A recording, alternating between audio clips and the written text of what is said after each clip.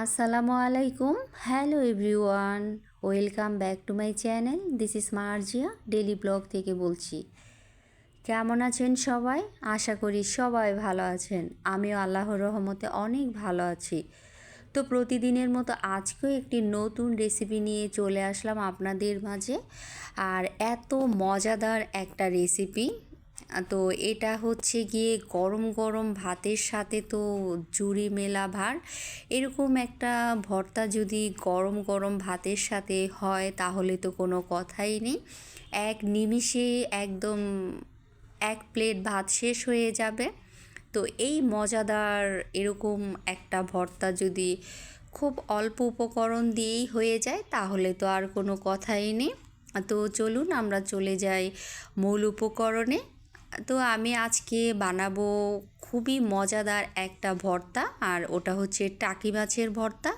টাকি মাছের ভর্তা তো কম বেশি সবাই খেতে পছন্দ করেন, কিন্তু এক একজনের ভর্তা বানানোর পদ্ধতি এক এক রকম। তো আমি যেভাবে ভর্তাটা বানিয়েছি এইভাবে যদি আপনারা একবার ভর্তা খেয়ে দেখেন তাহলে আশা করি সব সময় এভাবেই খেতে চাইবেন।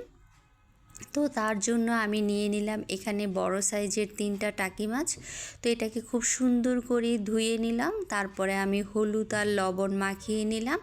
তো হলুদ লবণ মাখানোর পরে আমি এটা তেল দিয়ে ভেজে নিলাম কড়া কড়া করে।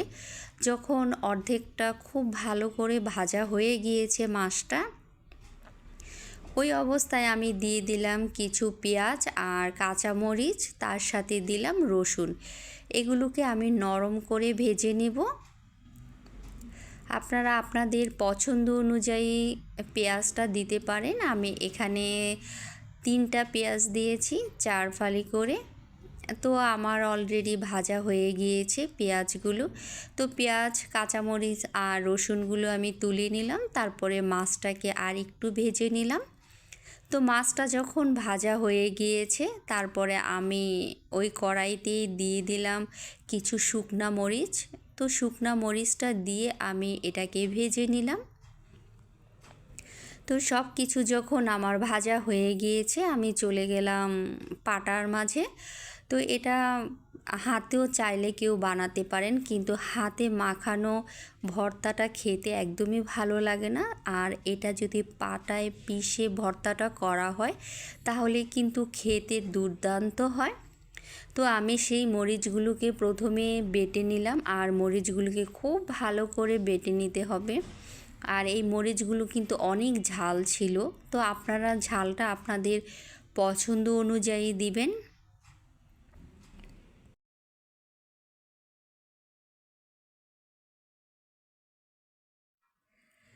তো মরিচগুলোকে আমি খুব সুন্দর করে একদম মিহিন করে বেটে নিয়েছি।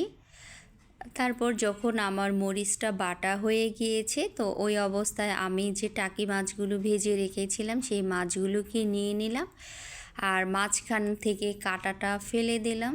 এর মধ্যে কিছু ছোট ছোট কাঁটা ছিল, ওটাও আমি বেছে নিলাম। আর বাকি কাঁটাগুলো ওটা বাটার সাথে একদমই মিশে যাবে। তো মাছটা তো একটু গরম গরম ছিল। তারপর তো আমি সবগুলো মাছের ভিতর থেকে কাঁটাগুলো বেছে নিলাম।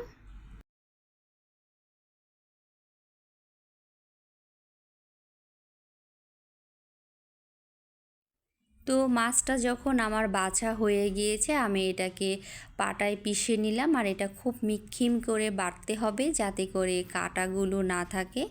তো আমি খুব সুন্দর করে এটাকে বেটে নিয়েছি, আর আমি এটা 2বার বেটে নিয়েছি।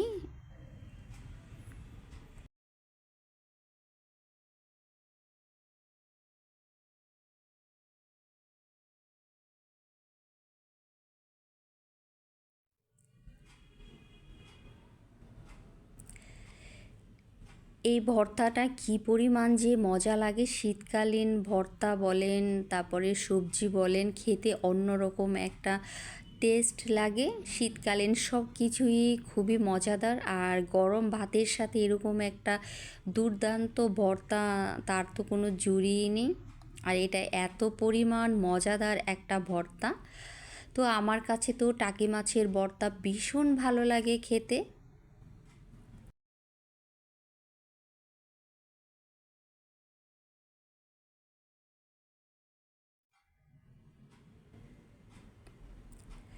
তো যখন খুব সুন্দর করে বাটা হয়ে গিয়েছে তারপর হচ্ছে আমি এটাকে মিশিয়ে নিলাম একটু মরিচটার সাথে আর হচ্ছে গিয়ে মাছটার সাথে। তো মেশানোর পর আমি এটাকে আবার বেটে নিলাম। তো যখন খুব সুন্দর করে একদম মিহিন করে বাটা হয়ে গিয়েছে তারপর আমি যে পেঁয়াজ কাঁচামরিচ আর রসুনটাকে টেলে রেখেছিলাম মাছের সাথে ওইগুলো দিয়ে দিলাম।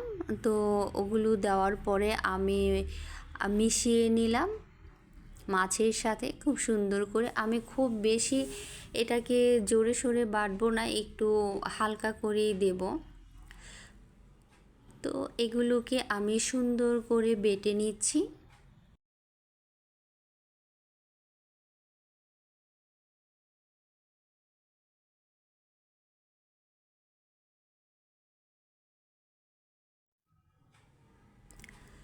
তো আমার অলরেডি বাটা হয়ে গিয়েছে আর আমি এর জন্য কিছু কুচানো ধনেপাতা নিয়েছি। আমি বেশ কিছু ধনেপাতা দেব।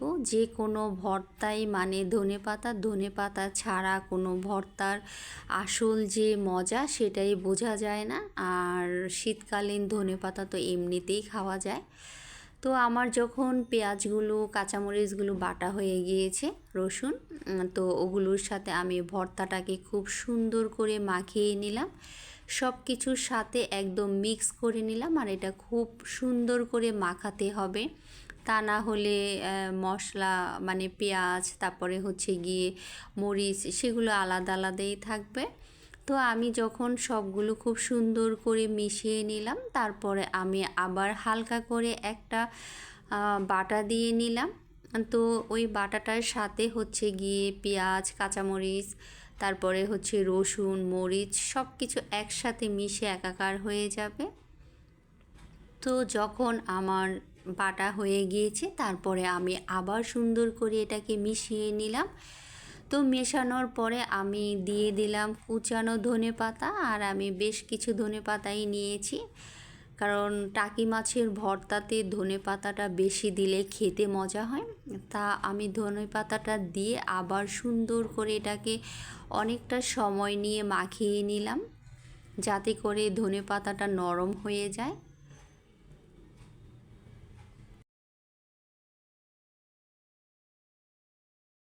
তারপর দিয়ে দিলাম সরিষার তেল। তেল না দিলে তো ভর্তার কোনো মজাই নেই। তো সরিষার তেলটা দিয়ে আমি খুব সুন্দর করে এটাকে আবার মাখিয়ে নিলাম। তারপর তো আমার যখন মাখানো হয়ে গিয়েছে আমি পরিবেশন করে নিলাম। তো ভর্তাটা খেতে আলহামদুলিল্লাহ এত পরিমাণ মজা হয়েছিল। চাইলে এখানে আপনারা কুচানো কাঁচা পেঁয়াজ দিতে পারেন, কিন্তু আমার কাছে কুচানো কাঁচা পেঁয়াজটা দিলে ভালো লাগে না, তাই আমি দেইনি। তো মাঝে মাঝে আমার মা কুচানো পেঁয়াজ দিয়ে বানায়, তো আমার কাছে ভালো লাগে না, তাই আমি হচ্ছে ওইভাবেই পেঁয়াজটা বেটে দিই। চাইলে আপনারা কুচানো পেঁয়াজ দিতে পারেন। তো এই তো ফাইনাল লুক।